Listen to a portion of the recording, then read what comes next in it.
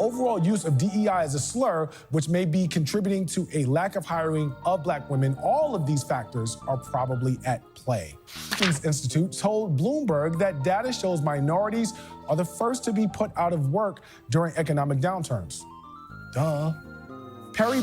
So it is true that Black women get a higher level of master's degrees, bachelor's degree, terminal degrees at the doctoral level, et cetera, and that often doesn't relate to the earnings that we get when we go into the labor market. So Black women who have a college degree often make less than their white counterparts who have only a high school diploma. So even with that additional education, which sometimes and often comes with things like costly student loans, we're still not seeing that show up in Black women's paychecks. We see a kind of strategic agenda that's really promoting the dispensability of Black women and ultimately other protected classes in the future. Use the term. Hello, everybody. Guys, let's get right into this segment. A little bit of a change up, but I thought this segment was definitely worth watching and wanted to bring it to you guys, and definitely want to hear your thoughts on this, so let me know in the comments. But let's get right into it and we'll talk about it. In recent weeks, hiring has slowed down and the number of people seeking unemployment benefits has risen. But it's even worse for one specific group. The unemployment rate among Black women is rising. According to an Axios analysis of unemployment data, on average, over the past 3 months, the jobless rate for Black women has risen to 5.8%. Now, that's up from 5.3% a year ago. The national unemployment rate for all adults is at 4.2%. Now, in comparison, white men have seen a much smaller uptick in their unemployment rate. For white women, the unemployment rate has stayed relatively flat, and Black men have seen their unemployment rate fall slightly. One undeniable factor is the Trump administration's evisceration of the federal workforce. Many of the government agencies that have been crushed by Donald Trump and those disproportionately employed women and minorities. According to ProPublica, the Department of Education, where Black women made up 28% of the workforce, has nearly lost half. That's half of its total staff in just a few months. The Trump administration's war on DEI has also had a disparate impact on Black women who were government employees. Shocker. According to a lawyer representing fired federal employees suing the government, quote, "We have observed approximately 90% of the workers targeted for terminations due to a perceived association with diversity, equity, and inclusion efforts are women or non-binary." Bloomberg found that the share of Black women working in the federal government shrank by 33% in the past year. But let's be clear about something. This is not just an issue with federal government. Andre Perry, senior fellow at the Brookings Institute, told Bloomberg that data shows minorities are the first to be put out of work during economic downturns. Duh. Perry breaks down how it all coalesces. Quote, "The layoffs at the federal level where Black people are more represented, the impacts of the tariffs, particularly on small businesses that hire Black women, and the overall use of DEI as a slur, which may be contributing to a lack of hiring of Black women. All of these factors are probably at play." I'd like to bring in Angela Hanks, former Associate Director of External Affairs at the Consumer Financial Protection Bureau, who is now the Chief of Policy Programs at the Century Foundation, and Angela Laurier,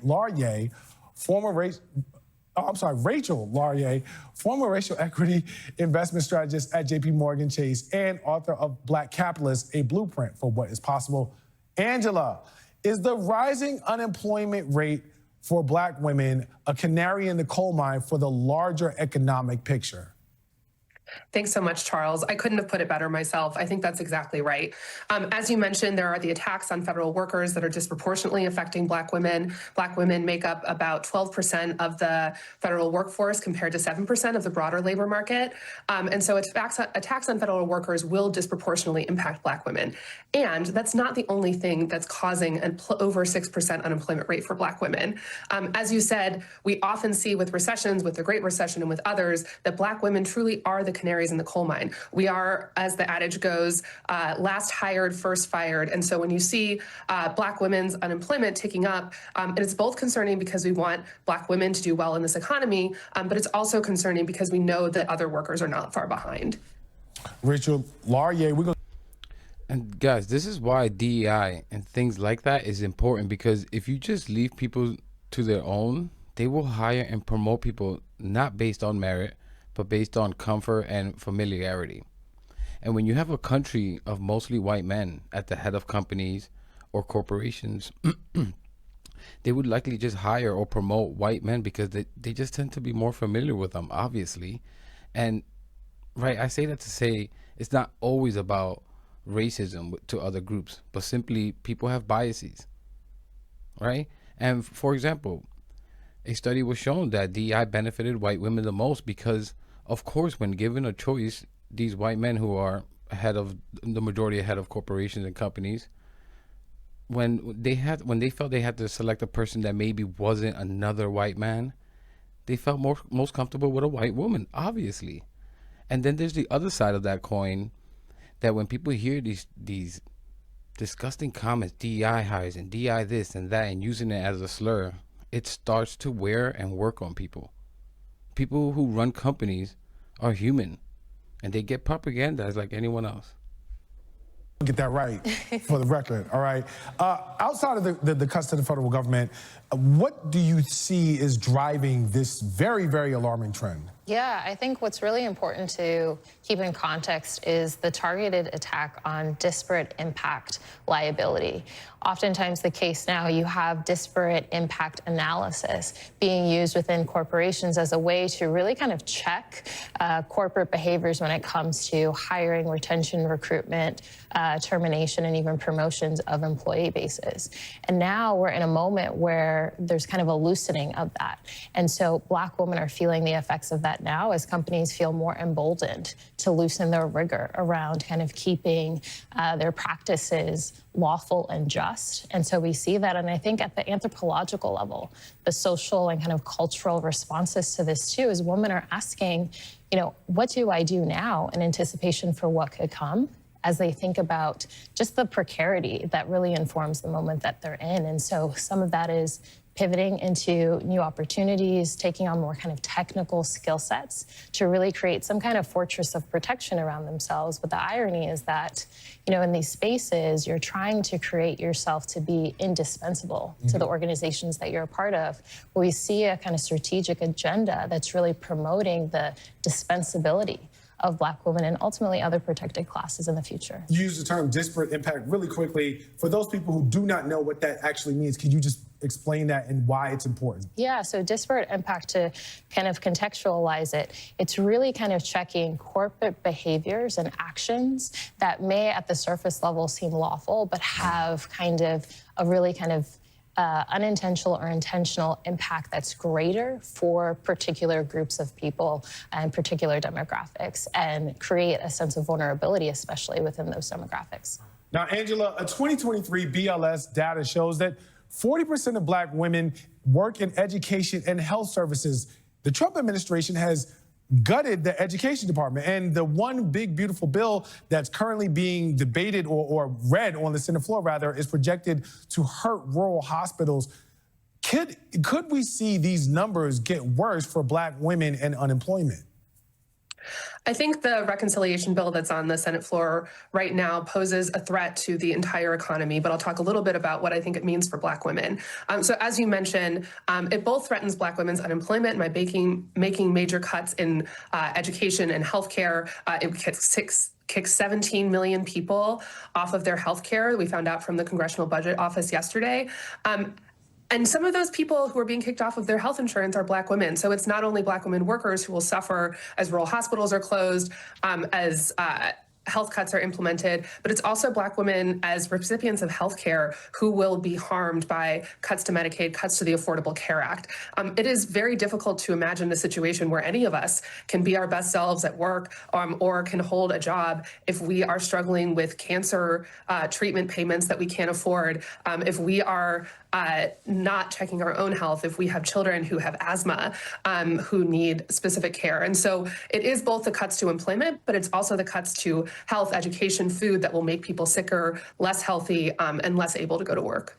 I want to stay with you, Angela, just for a quick second. We know that Black women in America are among the most educated demographic that we have, and yet and still we're now seeing these unemployment numbers rise. How do you reconcile that, and what should we take away from where Black women have been able to find consistent employment despite their high levels of education? Yeah, so I think when you look at the disparities between Black women's educational attainment and Black women's achievement in the labor market, a lot of what you're seeing in the disparity is labor market discrimination. So it is true that Black women get a higher level of master's degrees, bachelor's degree, terminal degrees at the doctoral level, et cetera, and that often doesn't relate to the earnings that we get when we go into the labor market. So this data is a little bit old, but I think it still holds. Black women who have a college degree often make less than their white counterparts who have only a high school diploma. So even with that additional education, which sometimes and often comes with things like costly student loans, we're still not seeing that show up in Black women's paychecks. And so there is reason to be concerned that even though Black women are quite well educated, it doesn't translate necessarily into better labor market outcomes overall. Thank you, Angela Hanks. Rachel, you're going to stick around. And guys, this is why, let me give you my little rant here. This is why I talk about the need to push back on this just constant racism and bigotry coming from Republicans. It's not that, yeah, we all know that there's a huge swath of them that are racist and whatever, let's just move on. It's that it's more that there's people out there that are being told lies. And a new generation, which is probably what I'm most afraid of, growing up listening to this garbage. If we had more voices on our side, I think we could flood the zone like they do with their bigotry. I see this as an information war. But instead of lying, we tell the truth. Tell the truth about Black people and how this country wouldn't be close to where it is, the world power it is, if it weren't for them. The foundations of this country is built by Black people. They're trying to erase that history. Hispanics, which are my people, immigrants in general, wouldn't be here if it weren't for Black people. We should be holding them up, but instead society has decided to sink them into despair. It's just wrong. There's no ways around it, and it's why it's the most important issue to me that I seek to rectify. And just my last bit here, it's sad because when you hear what she was saying there, if you think about this on a psychological level, Black women are the most educated group in this country. You can look up the data on that. And they obviously know, right, that they're discriminating on more than anyone. So they must feel like they needed to get all this extra education just to be considered. It's so messed up when you think about that and what that may do to someone's mental state. The resiliency you would need to keep moving, knowing you have an uphill climb. And even when you get to the top of that hill with that weight vest I call racism, everyone will still say you didn't deserve to be up there. Not everyone, but you know. And lie how you were actually helped to get up that hill, and you didn't actually do it on your own because you couldn't possibly do it on your own. Damn, that's just, when you think of it like that, it's just sick. And I just don't understand. We as a society could be focusing on so many issues, right? We have accomplished so much, but still we get stuck on someone's skin color. Think about it. Someone's sex, someone's hair texture and type. Like, just think about that. The skin color one really irks me because it's just so, it seems to me so barbaric. Think about that. Someone's skin color, we're still arguing about this. Like, we're not arguing, it's these Neanderthals on the other side. Fuck, man, it's exhausting. But I'm gonna leave it there, guys. I thought this was an interesting segment and why I brought it to you guys. Let me know what you think about it in the comments. I read just about all of them. Please leave a like, subscribe. Really helps push the message out there. And I'll catch you in the next one.